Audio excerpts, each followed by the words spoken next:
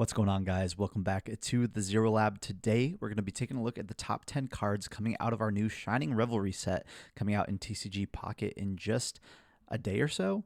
Very soon, but the whole set got revealed today, and we're going to be taking a look at the top 10 cards coming out of that set. A lot of cool new cards, new decks, new strategies coming out of this set, which is just always exciting for Pokemon TCG Pocket. Every new set, it feels like it is becoming a more competitively viable game. But before we jump into these top 10 cards, don't forget to leave a like on this video, comment down below what cards you're excited to see in Shining Revelry, and then subscribe to this channel as it really helps us grow the channel. Jumping into the top 10 cards, number 10 here we have Beedrill EX.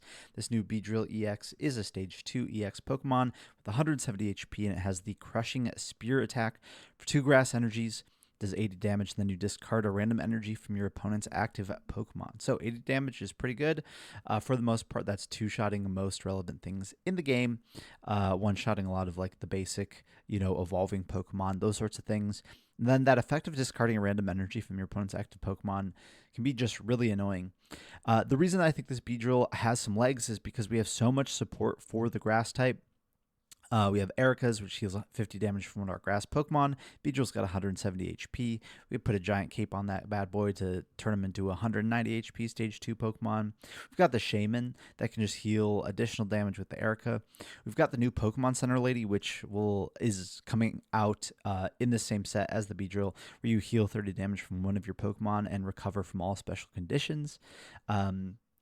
And then we also have the Team Rocket Grunt coming out in the set, where you flip a coin until you get tails, and for each heads you discard a random energy from your opponent's active Pokemon. So that obviously combines really well with the effect of the Crushing Spear on the Beedrill EX.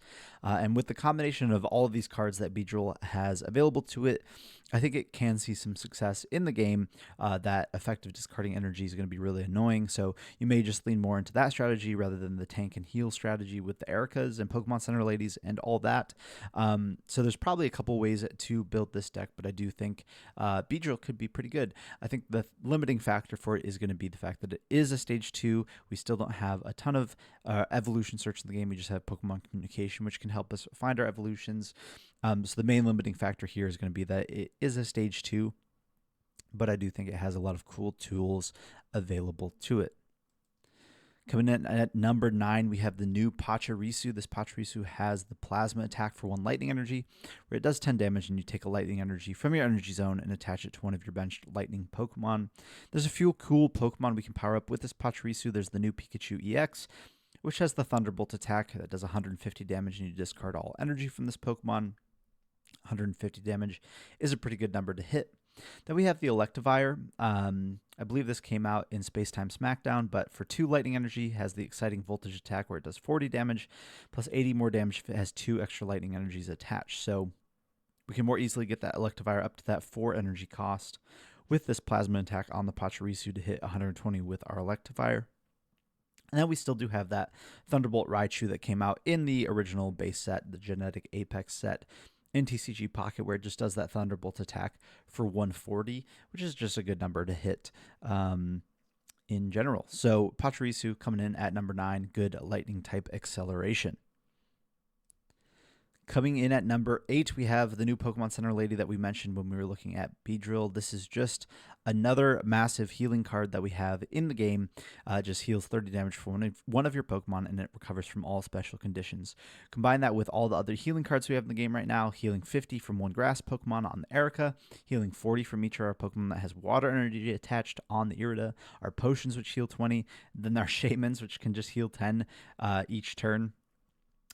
We just having more heal cards in the game is great for tank and heal strategies like decks like Executor EX. So I think this card is very, very good, and having a way to heal special conditions as well, I think is good for the game. Obviously, I think we had like a berry that would do that, but it didn't heal damage. Also, it just cured special conditions, so it wasn't that good. But Pokemon Center Lady, I think we'll see a good amount of play. Coming at number 7, speaking of healing, we have this new Wigglytuff with the Comforting Song ability. Once during your turn, you may heal 20 damage from your active Pokemon. These stack, so you could use 2 Comforting Songs per turn to heal 40. We have the Erica, the Pokemon Center Lady, the Shaman that we've already talked about that increase the amount of healing that we can do on a turn. And I think this is really interesting for just like tanking decks. I just put Snorlax in here as a proxy for any tanking Pokemon you want. Obviously, the Snorlax is a basic with 150 HP. So that's not a bad tank in and of itself, but it doesn't have that great of an attack. We've also got Executor EX that you can heal with Erica as well. I mean, healing 90 damage per turn with 2 Wigglytuffs and an Erica is pretty crazy. There's just a ton of different tanks. Plus, we have the Giant Cape in format as well to increase the HP of our Pokemon. So with all the healing that we have in the format, Wigglytuff being able to heal even more than the Shaman makes it seem like a very strong card to me. Obviously, it's a little bit limited being a stage 1 versus Shaman being a basic, but seems like a very good card overall. So Wigglytuff coming in at number 7. And number 6, speaking of tanking and healing, wow, that has been a theme so far in this video. Don't worry, we're going to have a few different strategies coming later in the video, but we have this new Bibarel EX, 160 HP, stage 1 normal type Pokemon with the Carefree Press attack for 4 colorless energy, does 100 damage, then you heal 30 damage from this Pokemon.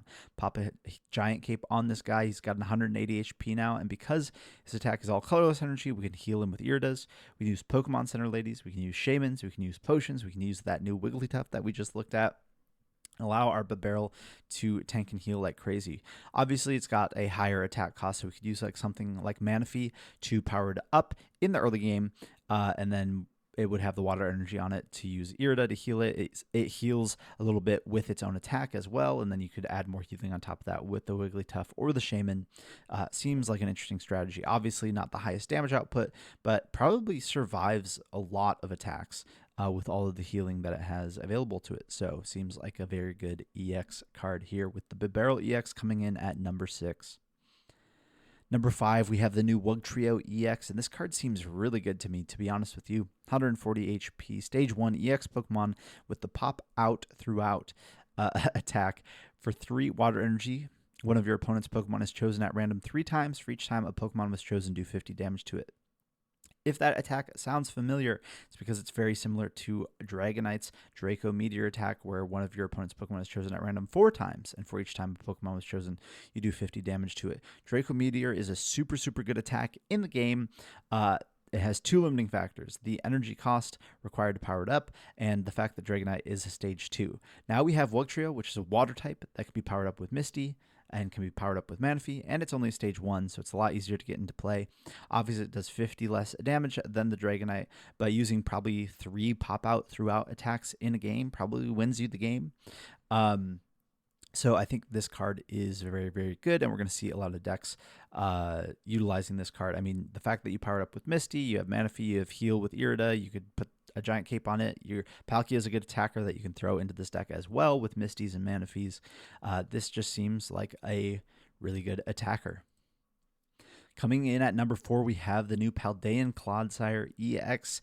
It is a stage 1 dark type Pokemon with 160 HP with the Venoshock attack. For 2 dark energy, it does 60 damage, and if your opponent's active Pokemon is poisoned, this attack does 60 more damage. The Paldean Wooper, for 1 dark energy, poisons your opponent's Pokemon, and then you can evolve into the Paldean Clodsire, attach another energy, and use that Venoshock for 60 damage, plus 60 more, so 120 damage, plus 10 more damage from the poison. That's going to be doing 130.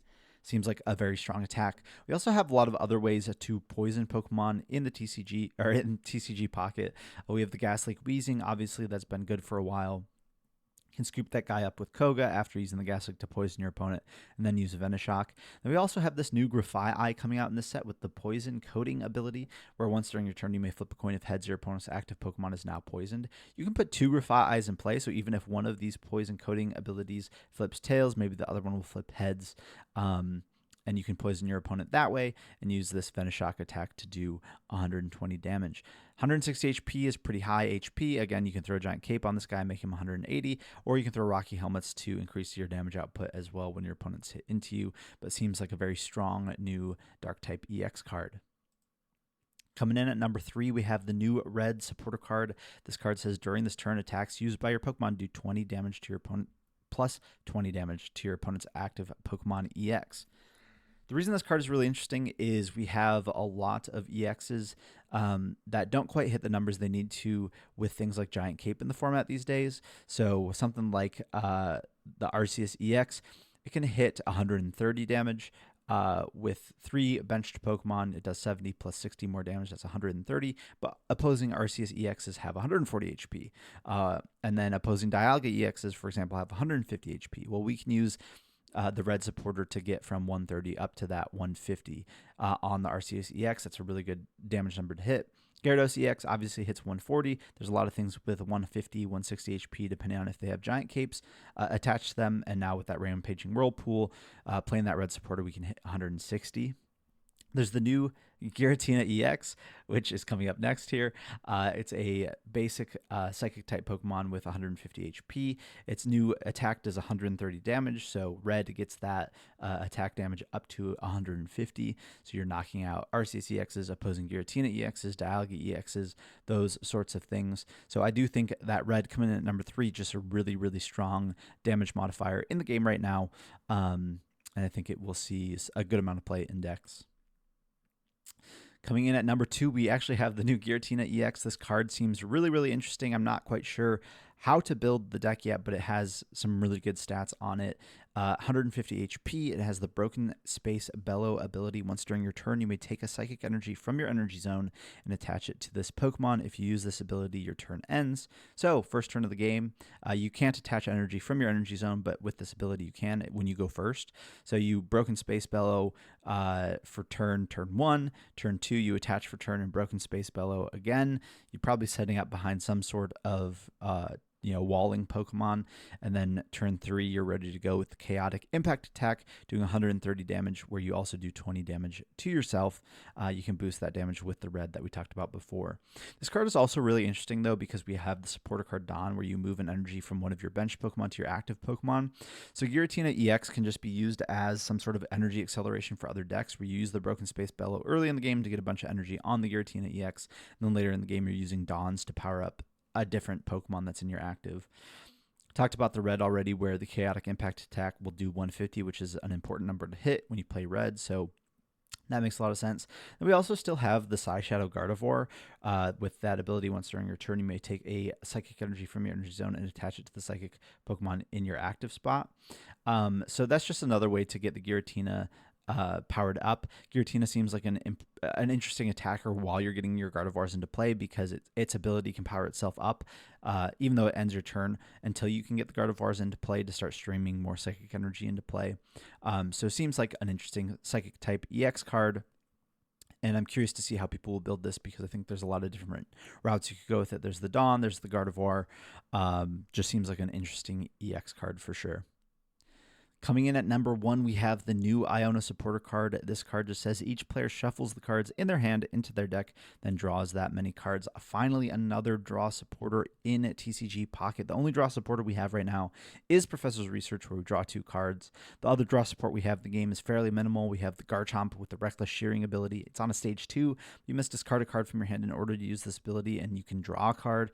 And we've seen people use before, like the Payday Meowth, which is an attack where you draw an extra card. So our draw in the game is very limited, which makes sense. We only have a 20 card deck, but having another draw supporter in the game is going to be very, very strong. And I expect nearly every deck going forward to be playing at least 1 Iono, in addition to 2 Professor's Research. Just having more draw power from supporters is super, super important for consistency, especially for evolving decks. I think this card is really crazy, and I'm very happy to see it come into the game. So Iono coming in the number 1 spot here, but I'm super excited for this new Shining Revelry set. I hope you guys are as well. Don't forget to leave a like, comment, and subscribe to this channel. Comment down below what you're most excited about coming out of this new TCG Pocket set, and we'll see you guys in the next video.